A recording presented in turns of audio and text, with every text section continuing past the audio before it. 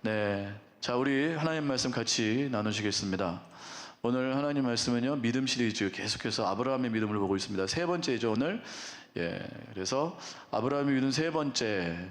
오늘 본문은 14장인데요. 14장 1절부터 원래 마지막 절까지인데, 앞에서부터 보기는 힘들고, 우리가 14장 1절부터 이렇게 쭉, 개괄적으로 얘기를 하면, 지난 시간에 우리가 아브라함이 이제 깨달았죠. 남방으로 밀려 내려가다가 하나님께서 다시 이렇게 끌어올리셨습니다. 그래서 이제 제단을 쌓고 여호와 이름을 불렀어요. 예배를 드렸다는 뜻이죠. 그 다음에 아브라함 이 삶 가운데 큰 변화가 일어났습니다. 어떤 변화냐면 이제 하나님을 이제 의식하기 시작하고 하나님이 어떠한 분인가를 알아가기 시작하는 거예요. 그래서 이 아브라함이 어떻게 믿음으로 반응하기 시작하냐면 우리가 지난주에 봤듯이 함부로 결정을 안 합니다. 함부로 결정을 안 하고 롯에게 둘이 지금 막 싸우니까, 목자끼리 싸우니까 안 되겠다. 너도 양이 많고 목자가 많고 나도 양이 많고 목자가 많으니까 서로 갈라지자. 그래가지고 서로 이렇게 나누게 되죠. 선택을 했을 때 자기가 먼저 선택한 것이 아니고 조카임에도 불구하고 롯에게 선택권을 줍니다. 이건 양보했다라는 차원보다도 하나님을 신뢰했다라는 뜻이에요. 하나님께서 결정하신 대로 자기는 따라가겠다. 이제는 자기가 결정을 했거든요. 자기가 선택했고 자기가 어떻게 해보려고 했지만 이제는 아브라함의 믿음의 태도가 좀 바뀌었습니다. 이제는 하나님께 맡기는 삶으로 이제 점점 바뀌어지게 되는 것이에요. 그래서 하나님께서 그러한 아브라함의 태도를 보시고, 믿음의 태도를 보시고, 이제 동서사방을 보아라. 동서남북을 다 보아라. 너가 바라보는 그 땅을 너에게 주리라. 하나님의 약속이 본격적으로 시작이 된다라는 것이에요. 아브라함이 믿음으로 반응했을 때 하나님의 약속이 구체화되기 시작합니다. 그래서 우리가 믿음의 태도를 보여야 돼요. 믿음의 태도를 보여야 되고, 믿음의 어떠한 모습들이 있어야만 하나님께서 구체적으로 우리의 삶 가운데 역사하기 시작하는데, 약속의 땅을 주시기 시작한다라는 것이에요. 약속의 땅을 이제 주시는 겁니다. 그 땅이 우리에게는 어떤 땅인지 모르겠지만 하나님께서 반드시 그 땅을 우리에게도 허락을 해 주신다라는 것이죠. 그 후에 아브라함이 조금 더 담대해집니다. 오늘 그 내용인데요. 롯이 이제 소돔과 고모라 땅으로 갔어요. 그 땅이 눈에 이렇게 보기 좋아서 그 땅을 선택해서 그 땅으로 갔습니다. 그리고 나서 이제 아브라함은 이제 이쪽 가나안 땅에 살고 있었는데 거기에 전쟁이 일어났어요.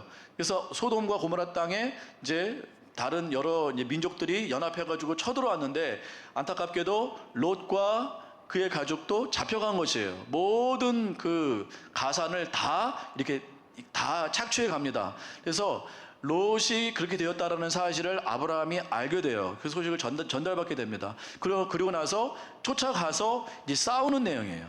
그러니까 아브라함은 여기 있고 롯이 여기 있었는데, 롯이 지금 당했단 말이에요. 여러 민족에게 지금 끌려가고 모든 재산이 지금 강탈되었다라는 것이죠. 그랬을 때 아브라함이 얼마나 담대했는가, 그 모습을 우리가 함께 보도록 하겠습니다. 첫 번째, 담대한 능력이 생겼습니다. 담대한 그 전쟁할 수 있는 능력이 생겼다라는 것이죠. 14장 12절에서 15절 말씀을 다 같이 읽어보겠습니다. 시작. 소돔에 거주하는 아브라함의 조카 롯도 사로였고 그 재물까지 노력하여 갔더라. 도망한 자가 와서 히브리 사람 아브라함에게 알리니, 그때 아브라함이 아모리 족속 마므레의 상수리 숲풀 근처에 거주하였더라. 마므레는 에스골의 형제요 또 형제라. 이들은 아브라함과 동맹한 사람들이더라. 아브라함이 그의 조카와 사로잡힘을 듣고 집으로 길리고 훈련된 자 318명을 거느리고 단까지 쫓아가서 그와 그의 가신들이 나뉘어 밤에 그들을 쳐부수고 다메섹 왼편 호바까지 쫓아가 모든 빼앗겼던 재물과 자기의 조카 롯과 그의 재물과 또 부녀와 친척을 다 찾아왔더라. 그렇죠? 대단합니다. 아브라함이 연합 그 군대, 그 연합된 족속을 쫓아가서 뺏어왔는데, 다시 롯을 데려오고 그의 가족을 데려오고 빼앗겼던 모든 그 재물들을 다시 이제 빼앗아 가지고 옵니다. 근데 놀라운 것은 집에서 길리고 훈련된 자 318명과 함께, 그 용사가 함께 갔다라는 거예요. 첫 번째 우리가 봐야 될 것은 아브라함의 담대한 그 능력, 믿음의 능력, 그 안에서 아브라함은 철저히 준비를 했던 것 같아요. 318, 아무리 아브라함이 뭐 이렇게 뭐 부자이고 해도 집에서 훈련된 용사를 318명을 기르는 건 쉽지가 않습니다. 그러니까 아브라함은 뭔가 준비가 돼 있던 사람이에요. 철저하게 뭔가 준비를 했습니다. 그래서 318명의 용사라고 그랬어요. 용사. 잘 싸우는 용사. 그 용사를 이렇게 잘 준비를 했다라는 것이에요. 그러니까 어떠한 일이 던졌을 때, 어떤 문제가 생겼을 때 대처할 수 있는 그러한 준비를 철저하게 한 사람이었습니다. 자, 믿음이라고 했을 때 우리는 믿음을 너무 맹신적으로 믿을 때가 있어요. 너무 그걸 뭐라고 그러죠? 하여간 너무 이렇게 이제 맹신, 너무 과격하다라는 것은 아무것도 안 하고, 나는 아무것도 안 하고 모든 건 다 하나님께서 해주신다, 이러한 믿음만 가질 때가 있다라는 것이죠. 이것도 잘못된, 이게 극단적인 신앙입니다. 잘못된 신앙이라는 것이에요. 아브라함 보세요. 하나님께서 아브라함을 쓰실 때, 아브라함을 이렇게 다루어 쓰실 때 아브라함의 군대를 사용했다라는 거예요. 아브라함의 그 용사를 사용했다라는 것입니다. 아브라함에게 용사가 없었다면 사용을 할 수가 없었을 것이에요. 사용이 안 되는 거죠. 아브라함 혼자 어떻게 그 많은 그 민족을 이길 수 있겠습니까? 물론 그 민족을 다 이기진 않았을 거예요. 318명의 그 사람들이 그 민족과 싸워서 다 이겼다라고 생각은 안 들겠지만, 그럼에도 불구하고 그 적진 가운데 가서 롯을 빼내오고 모든 재물을 빼내올 수 있는 그 능력이, 그 담대함이 있었다라는 것이, 이러한 것은 그냥 아무 준비 없이 되는 것이 아니고 아브라함에게 준비된 어떠한 바탕이 있었다라는 것이죠. 318명의 잘 훈련된 그 용사를 통해서 하나님께서 사용하셨다라는 것이에요. 그러니까 준비가 안 돼 있으면 안 된다라는 것이에요. 그러니까 우리가 준비할 수 있는 최선의 것은 준비를 해야 돼요. 그 안에서 하나님께서 역사를 하신다라는 것이죠. 그 다음 두 번째는 담대함을 가지고 나아가 싸워서 이겼다라는 것이에요. 믿음은 뭐예요? 담대함이라는 것이죠. 하나님을 신뢰함으로 담대하게 나아가서 싸워 이길 수 있는 믿음, 이게 아브라함의 믿음 가운데 있었다라는 것입니다. 318명이 아무리 강한 용사가 있었지만 그래도 나가서 싸워야 되는 것은 아브라함이에요. 아브라함이 함께 가서 싸웠다라는 것이에요. 여기에는 담대한 그 믿음이 필요한 것이죠. 담대한 믿음. 그래서 우리가 이 아브라함처럼 담대한 믿음이 있어야 돼요.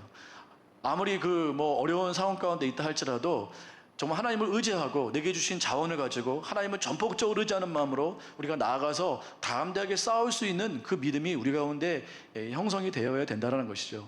두려워 떨 것이 아니고 염려할 것이 아니고 가서 우리가 싸울 수 있는, 맞붙어 싸울 수 있는 그러한 용맹함이 있어야 된다는 것이죠. 세 번째는요, 담대한 믿음 안에 세 번째, 조카 롯과 떨어져 있었잖아요. 그리고 롯이 먼저 결정하고 소돔과 고모라 땅을 선택했어요. 그러나 성경에 보니까 그 땅은 죄악된 도시였어요.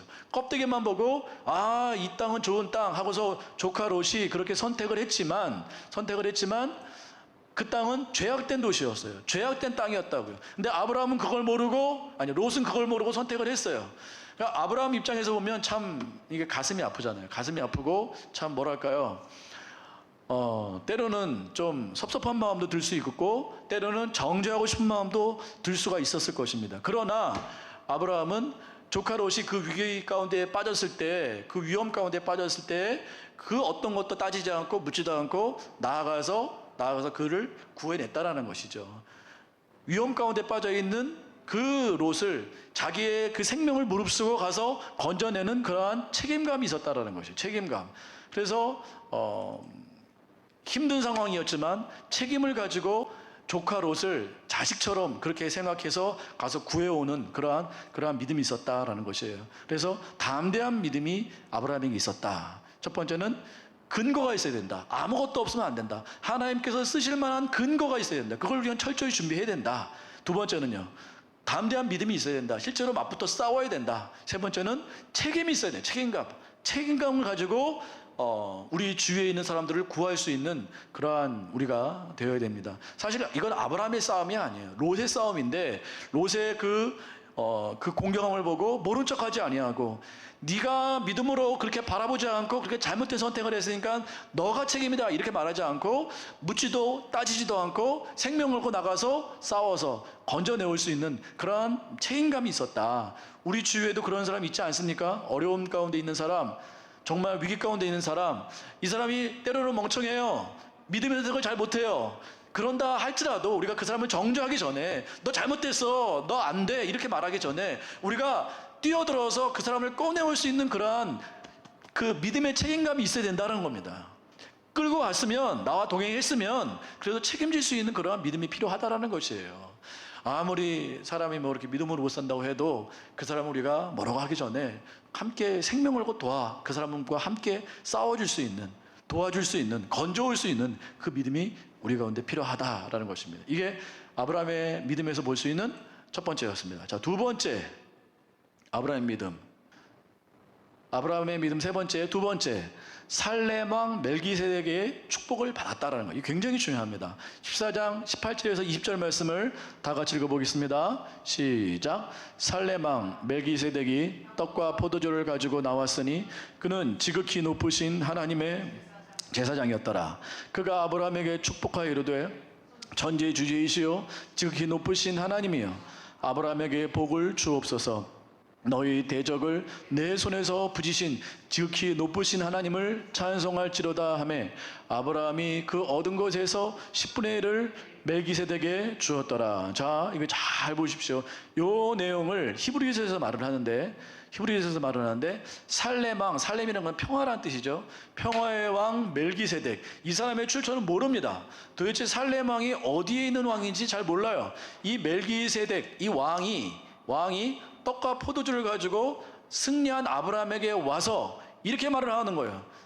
이 사람을 소개할 때 지극히 높으신 하나님의 제사장이래요. 그러니까 히브리서에서 멜기세덱을 이렇게 예수님을 멜기세덱의 그 족보를 따랐다고 했을 때 하나님의 제사장으로서 멜기세덱을 거론하면서 이 예수 그리스도는 멜기세덱을 쫓았다. 아론의 족속이 아니고 하나님께서 직접 파송하신 하나님의 제사장 멜기세덱을 따랐다.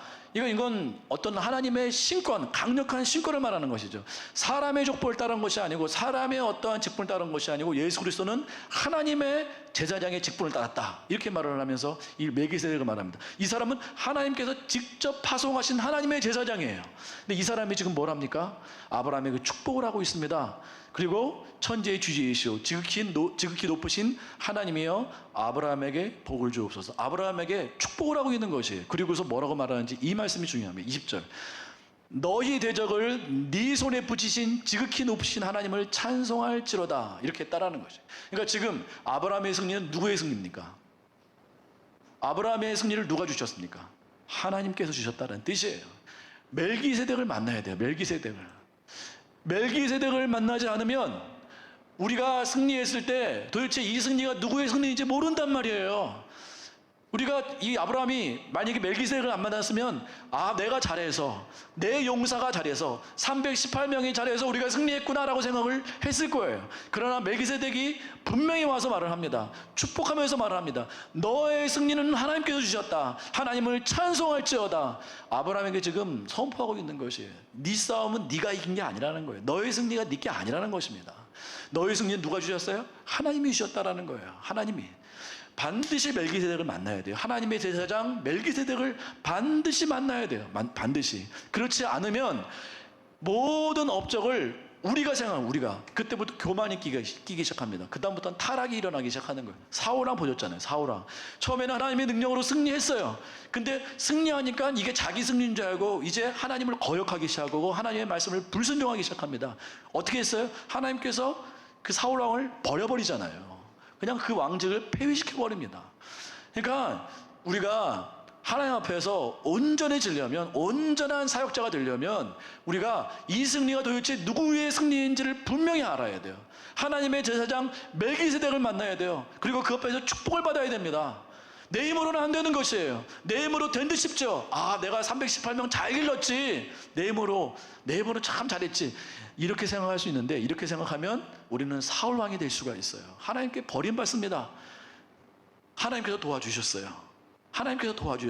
이렇게 멜기세덱의 축복을 받고 나서 아브라함이 뭐 합니까? 10분의 1을 멜기세덱에게 주었다는. 10분의 1은 11조잖아요.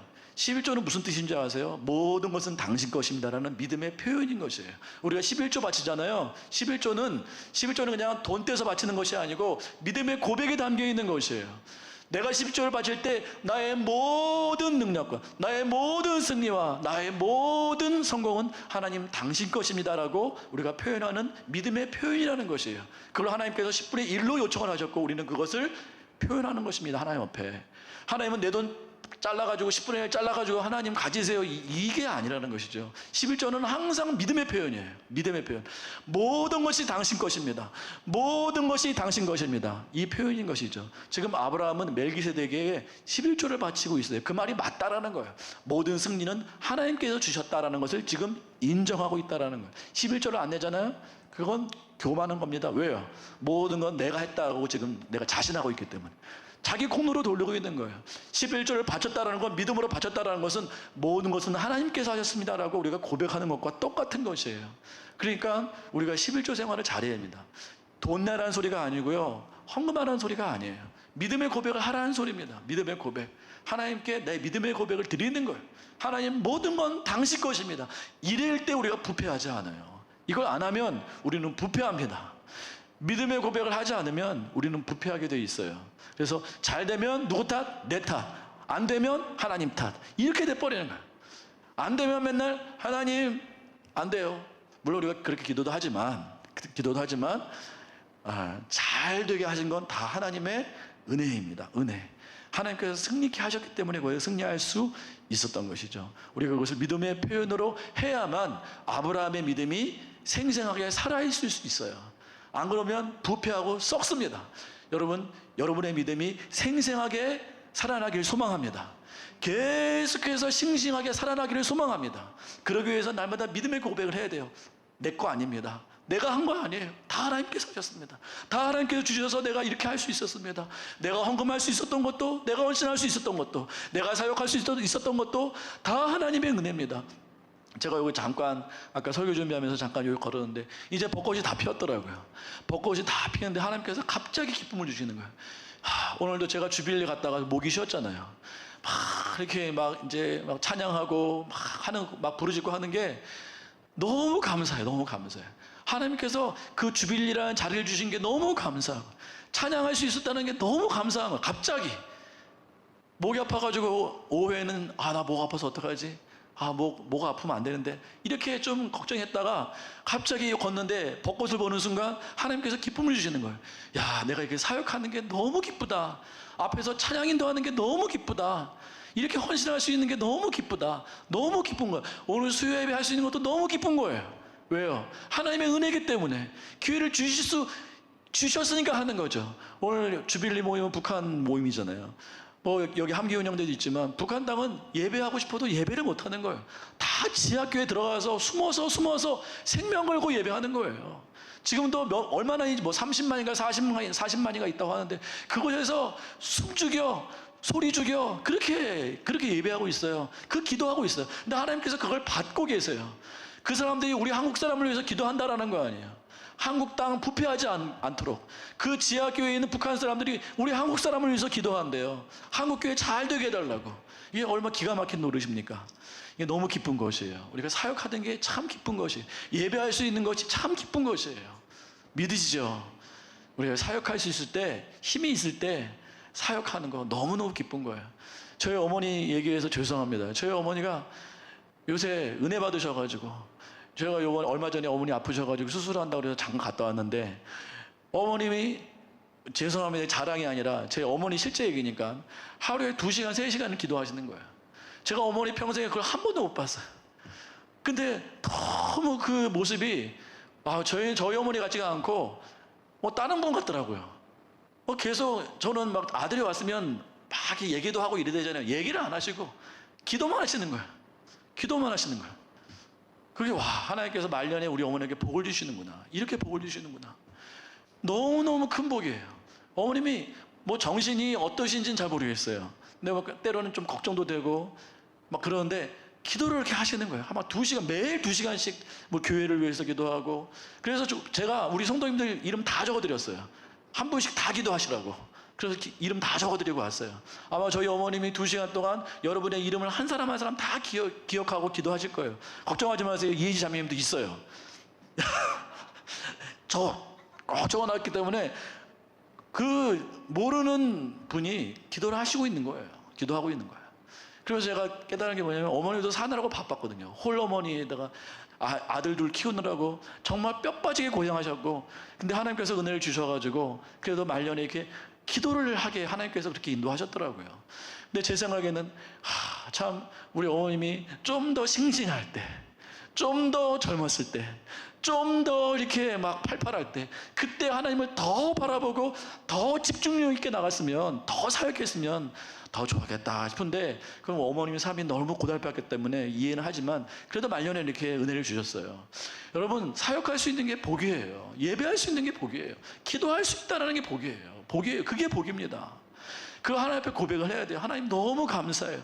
모든 게 하나님의 은혜입니다. 이 사람이 건강한 신앙이에요. 건강하시, 모든 걸 자기 영광으로 돌리는 사람, 모든 걸 자기 것으로 취하는 사람, 건강한 신앙 아닙니다. 하나님께 돌릴 수 있는 여러분의 삶 가운데 꼭 멜기세덱을 만나시길 바랍니다. 멜기세덱을 만나셔야 돼요. 멜기세덱의 그 믿음의 고백을 들으셔야 되고, 그 앞에서 11조를 드리셔야 돼요. 모든 건 당신이 했습니다. 내 모든 인생은 당신 것입니다 라고 고백할 수 있는 우리 인생 되기를 간절히 축원합니다. 자, 세 번째예요. 아브라함의 믿음 세 번째, 재물의 한계를 뛰어넘었다라는 거예요.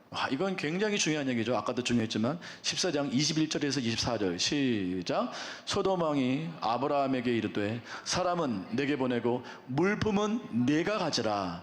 아브라함이 소돔 왕에게 이르되 천지의 주제이시오 지극히 높으신 하나님 여호와께 내가 손을 들어 맹세하노니 내 말이 내가 아브라함으로 치부하게 하였다 할까 하여 내게 속한 것은 실 한 오락이란 들매끈 한 가닥도 내가 가지지 아니하리라. 오직 젊은이들이 먹은 것과 나와 동행한 아넬과 에스골과 마물의 분깃을 제할지니 그들이 그 분깃을 가질 것이니라. 아멘. 놀랍지 않습니까? 놀랍지 않으세요? 소돔 왕이 이제 아브라함에게 말을 하는 거예요. 사람은 내게 보내고 재물은 다 가져라. 너 갖고 온 그 재물 있지? 거기서 가져온 전리품들 있지? 이거 네가 다 가져. 근데 아브라함이 뭐라고 하는지 아세요? 소돔 왕에게 천지의 주제이시오 지극히 높으신 하나님을 거론하고 있습니다. 그러니까 완전히 하나님으로 충만한 거예요. 지금 아브라함은 멜기세덱을 만난 다음에 하나님으로 충만한 거예요. 지극히 높으신 하나님 여호와께 내가 손을 들어 맹세한다는, 하나님 앞에서 제가 맹세한다는 거. 뭐라고 맹세해요? 23절. 네 말이, 이 말이 좀 어려운데 제가 다른 성경본을 찾아보니까 이렇더라고요. 네가 어디 가서 아브라함이 나 때문에 부자가 됐다 이 말 하지 않게 하기 위해서 네 것 하나도 안 갖겠다, 이 뜻이에요. 너 소돔 왕이 어디 가서 내가 지금 부자인데, 이 사람이 가서 이렇게 말할 거 아니에요. 야, 아브라함이 왜 부자가 된 줄 아니? 내가 그거 줘서 그래. 이 말 하지 못하게 내가 하도록, 내가 그것 때문에 내가 아무것도 가지지 않겠다라는 거야. 사실 이 모든 승리와 영광은 하나님께 있는데 네가 딴 데 가서 엉뚱한 소리 할까 봐 내가 그거 안 갖겠다라는 거야. 이게 지금 재물의 한계를 뛰어넘고 있어요. 이거 얼마나 대단한 물건입니까? 전쟁의 전리품들 굉장한 거예요. 거기에 금도 있을 수 있고 은도, 거기에 모든 양, 소, 엄청나게 많은 것이 있을 수 있어요. 근데 그것을 안 갖겠다라는 거예요. 자, 아브라함의 믿음이 어디까지 간 줄 아세요? 재물의 한계를 뛰어넘고 있어요. 누군가 나에게 뭔가를 주려고 해요. 뭔가 내가 그 얻을 만한 어떠한 환경과 조건이 있어요. 거기에 매이지 않겠다라는 거예요. 내가 그걸 가지면 그거에 매이게 되는 것이에요. 물론 우리가 재물을 가질 수 있습니다. 우리가 돈을 벌 수도 있고 여러 가지 사업에서 성공해서 많은 재물을 하나님께서 줄 수 있어요. 그러나 우리가 그것을 다룸에 있어서 그것을 잘 다루기 위해서는 이게 도대체 누구에게 왔는지를 생각을 해야만 되는 것이에요. 이게 만약에 하나님께로 온 것이 아니고 어떠한 불의한 것들, 아니면 이것 때문에 내가 발목이 잡혔거나, 이것 때문에 내가 어떠한 믿음의 손상이 있거나, 내가 이것으로 말미암아 믿음을 잃을 수 있는 그런 상황 가운데 우리가 봉착해 있을 때 이 재물을 절대 가져서는 안 된다라는 것입니다. 믿음을 잃게 하는 재물은 우리는 가져서는 안 된다라는 거예요. 근데 아브라함은 이 한계를 뛰어넘고 있는 것이에요. 내가 하나님께 맹세한다. 나는 하나님 앞에 고백했다라는 것이에요. 이 재물 나는 안 가져도 좋아. 네가 딴 데 가서 나에 대해서 엉뚱한 얘기하고 이 재물에 대해서 하나님께 영광을 돌리지 않는다면 나는 이 재물을 갖지 않겠다라는 이 믿음까지 아브라함은 도달을 했다라는 것입니다. 굉장한 믿음입니다. 굉장한 믿음. 굉장한 믿음. 그러니까 이게 우리 예수전도단의 마지막 골은 재정이에요. 재정을 통과해야만 진짜 믿음이라는 뜻이에요. 그 사람이 아무리 말을 많이 하고 아무리 뭘 많이 해도 결국은 재물에 넘어지면 아무것도 아니라는 거. 그래서 예수전도단에서 가장 많이 훈련하는 건 재물 훈련이에요. 재정 훈련. 그래서 마지막에 이 재정을 어떻게 사용할 것인가 항상 흘려보내. 항상 하나님께서 말씀하셨을 때 항상 흘려보내는 거예요. 그 연습하고 그 훈련을 합니다. 왜 그런 줄 아세요? 여기에 발목 잡히지 않기 위해서요.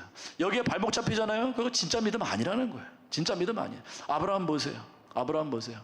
네가 가서 엉뚱한 소리 할까 봐 내가 네 재물 안 가져. 우리의 믿음이 여기까지 가기를 소망합니다. 여기까지 가야 돼요. 우리가 담대하게 흘려보낼 때는 흘려보낼 수 있어야 될 줄 믿습니다. 그래서 이번에 우리도 저희 연약하다는 말 안 쓰려고요. 우리 교회도 하나님께서 은혜를 주실 것이지만 우리가 이번에 또 부활절 또 우리가 열심히 헌금을 해서 이 헌금을 가지고 주위의 어려운 목회자, 어려운 사람들 열심히 도우려고요. 우리도 사실은 버겁죠. 우리 교회도 걱정하는 교회지만 우리는 그렇게 생각하지 않습니다. 하나님께서 은혜를 주시리라 저는 믿습니다. 주님께서 주시는 이 귀한 재정을 가지고 돕는데 우리는 흘려보내기로 우리는 결정하고 그렇게 실행할 것을 믿습니다. 우리는 그렇게 하셔야 돼요. 우리는 그렇게 해야 됩니다. 왜요? 재물의 한계를 뛰어넘어야 돼요. 그게 진짜 믿음이니까. 아브라함은 그래서 하나님께서 복을 받은 거예요. 그래서 믿음의 조상이 된 것입니다. 재물의 한계를 뛰어넘는 우리가 되기를 간절히 소망합니다. 뛰어넘어야 됩니다. 뛰어넘어야 돼요. 사단이 재물 딱 주고 우리의 발목을 걸고 있어요. 그래서 사단이 이 재물을 살살 유혹해가지고 우리를 엉뚱한 곳으로 이끌려고 할 때 우리는 단호하게 그 앞에서 쳐내야 됩니다. 나 네 재물 안 가져. 네가 주는 그 재물 유혹 나는 안 받아. 너 엉뚱한 소리 하지만 나 여호와 하나님께 선포하고 맹세하는 것이야. 나는 그 잘못된 재물 나는 갖지 않을 거야. 나 이 재물 가지고 나는 하나님께서 말씀하신 그곳에 나는 쓸 거야. 나는 그렇게 사용할 거야. 나는 그에 사역할 거야. 이러한 담대한 믿음이 우리에게 있기를 간절히 소망합니다. 오늘 3가지 말씀드렸습니다. 기억을 해보실까요? 첫 번째 뭘까요? 아브라함의 믿음. 첫 번째 무슨 믿음이죠? 담대한 전쟁의 능력. 그래서 전쟁을 할 수 있어야 돼요. 이걸 회피하면 안 됩니다. 그게 내 싸움이 아니라 할지라도 내 주위에 어떠한 사람이, 믿음의 어떠한 사람이 어려워요. 같이 싸워줘야 돼요. 담대하게 싸워줘야 돼요. 두 번째는 무슨 믿음입니까? 멜기세덱을 만나야 돼요. 멜기세덱을 만나서 우리가 하나님부터 축복을 받고 또 믿음의 고백도 해야 되는 것이죠. 세 번째 뭐죠? 재물의 한계를 뛰어넘는 우리가 되기를 간절히 소망합니다.